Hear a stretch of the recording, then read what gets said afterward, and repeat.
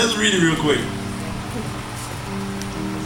Because we didn't even get a chance tonight to go to Wild Vine. I really wanted to at least touch that. So that's why I got other notes, but we're going to hurry this up. Micah 7 and 8. Go ahead and read it. Rejoice. That's in the Old Testament, Micah 7 and 8, y'all. Telling the enemy, don't rejoice against me, enemy. You know why you can't rejoice against me? Because my darkness is still light. Hey, the worst day of a believer is probably the best day of an unbeliever. Let's say that again. The worst day of an unbeliever is probably the best day of the worst day of a believer is probably equal to the best day of a unbeliever. So the believer can have a bad day and the unbeliever can have a good day, and our day is probably the same. That's because of who we serve. And so we can rejoice until our enemy, I'm gonna rise. Even though I sit in darkness, he's gonna be a light to me. And I never forget something God shared with me out of Ezekiel.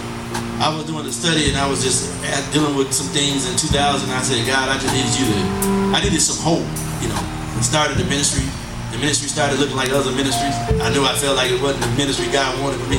So I had to seek God, and then God connected me to Apostle Burgess and Apostle Tim. Thank God for them. And they began to give me a whole other perspective on ministry. And I was at wit's end. I'll never forget, he gave me Ezekiel 1-3. And I looked over there. And I looked at it and said that they had went to bondage. I'm paraphrasing. You can read it on your own time, but just listen to what I got to say. It said in there that he was in bondage in Babylon. By that time, they were taken into bondage. Jerusalem was destroyed. And they were in bondage. And it said he was, even in his bondage, it said he had visions. That blew me away. Because I was always taught differently. He said, God started showing me, he said, even in a constrained place. Because when you look up that word shamar, it means to be in a constrained place. God said, I can bring light in a place that's tight. Amen. Even when you are dry, even when you don't even feel me, I can still be there in the midst of that.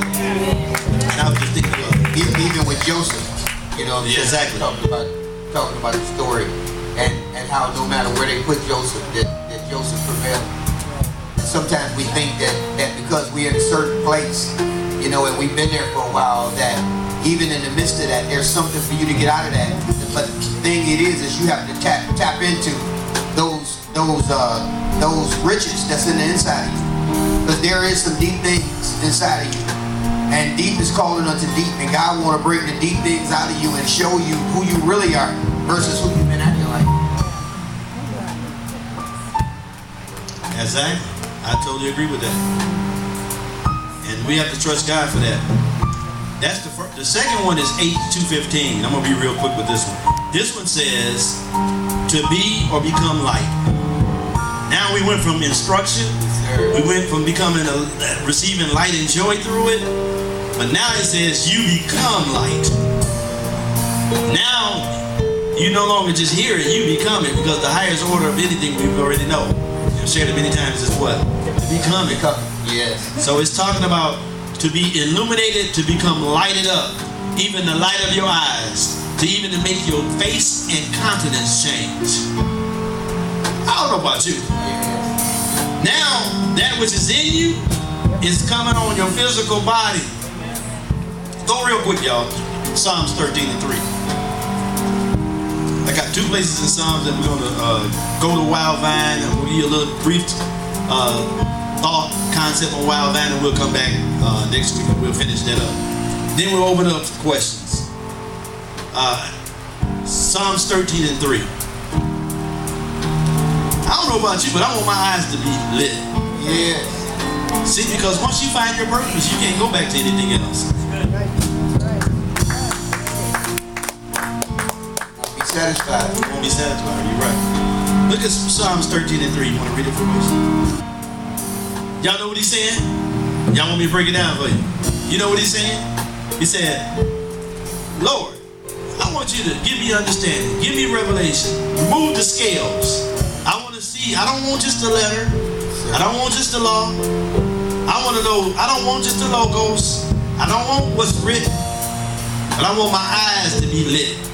I want to be able to behold wondrous things in your word. And he said, but I sleep the sleep of death. I believe that it got, I told you before, I believe it's connected to that over in Job 12 and 22, where it says the shadow of death, the sleep of death, has to do with the carnal mind. Your mind has to be awakened. Your mind has to be awakened. Your mind has to be awakened. Now, folks come and they come to this church and they say, when I get there, I get this headache. I get this headache. I mean, you got to think. You got to really think. I mean, is it that complicated? That's too much thinking. That's too much stuff. But if you're a student and you like to study, this is the right atmosphere for you. Yeah. But if you want to be, you want me to hem and haw, make you happy, and get up and preach, and then you have to trust everything I said, I just believe that if you can see it on your own, and you'll know it's for you, then it'll bring a change to you. Instead of me just getting up here spewing and spouting stuff off, where I can take your hand and walk you through scriptures and tell you this is what I see, and I can introduce you to the journey that'll transform your life. Yeah, I do this thing. Psalms 18:28 says, "For thou will light," he said, "you will light my candle, and the Lord my God will lighten my darkness." So even your ignorance, even when there's a, you know what I'm saying? Well, I don't know all the Hebrew, Greek word. I don't know all them scriptures. God said, if you just tell them to do this, Lord, light my candle. And he said, that one request, he'll cause your darkness to be lit.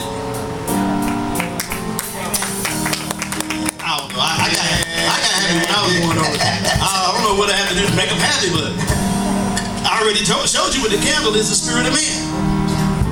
God is telling us, even in ignorance, I can still make you know things. Yes.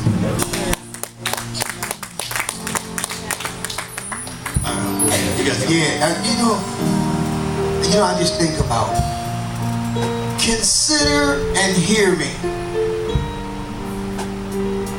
Open my eyes that I might live, that I might see you, that I might be changed into another person. That's what he's saying. Allow me to not sleep the sleep of death. Allow me to see you in a way high and lifted up, that I may live, that I may be changed into another person. Because what God is doing is He desires to open our eyes. He desires us to behold Him, because whatever we behold, we become, so that we may be changed.